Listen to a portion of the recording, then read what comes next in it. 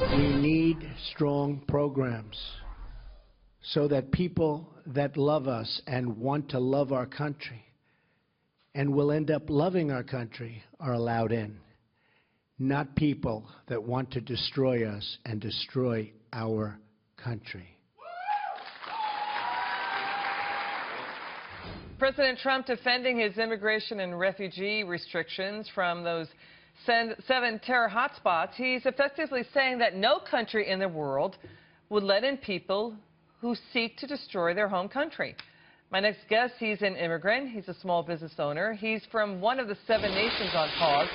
He's Ahmad Meradji. Look who's here. He joins me now. Sir, thank you so much for joining us. So do you agree? Thank you very much for having me, Liz. Sure. Do you agree with the president's temporary travel halt? Absolutely. I think it's about time. I think we are in an era that we need to make sure whoever is coming to us, coming to live in America, is vetted, and they are people that really want to be among us, and they're not going to harm us. So you say there are dangerous people in your home country who could come here and, do harm in the United States. Is that what you believe? No, not necessarily specifically in my country. If you look at past terrorism, past 25 years, historically has done from those countries. Now, there are some from Saudi Arabia also. But in general, this mandation and this banning is not against Islam or any specific country or a citizen of those countries, including Iran. It's really a ban, as Judge earlier indicated. It's 120 days of ban to really get a hold of understanding who is coming in and why are they coming in. And I think it makes total sense. As an immigrant, I came many years ago to this country. I had to go through a lot of activity to be able to come to America. I think it's just make common sense to protect the Americans. So, the countries, again, I think the majority are they're failed states, they're collapsed states. But you also say that immigrants and refugees coming into our country are taking advantage of us. What do you mean by that? Yeah, it used to be, I've been here almost 40 years, that we came to America for a better life.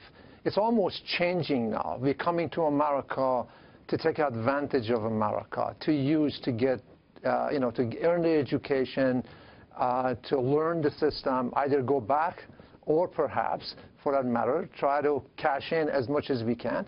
We're not integrating into America. We're not becoming part of America. The respect for the American flag is getting less and less. And to be honest with you, the belief in our Constitution is getting less and less.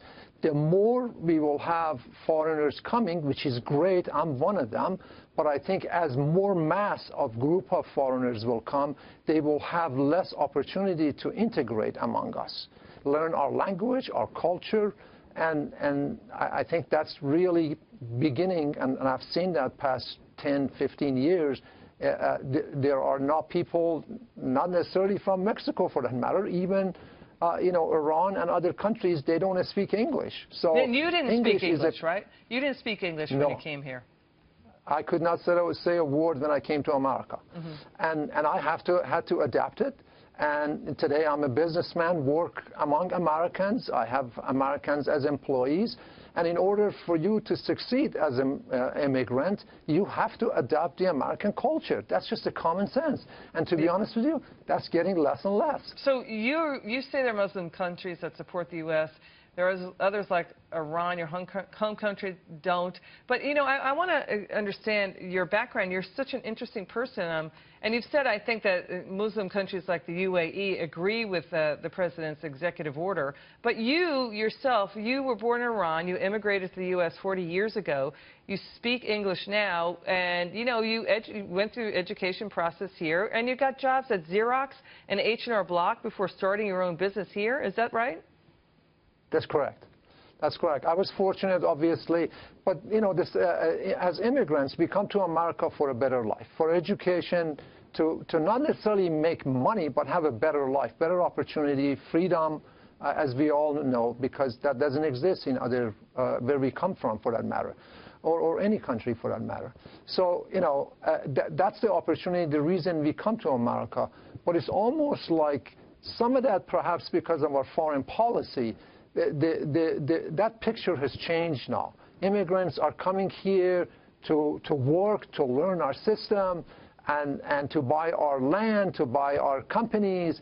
But really, are they really focused on our U.S. Constitution? Are they believe in our U.S. Constitution? Are they truly Americans? Yeah, I think that's important for us. It's a very important point. Yeah, it's a great point. You're terrific, Ahmad Meradji. You're talking about the American dream, and you are an example of that. Thank you so much. We really appreciate it. Thank you, Liz. Thank you very much for having me. I appreciate it. Anytime.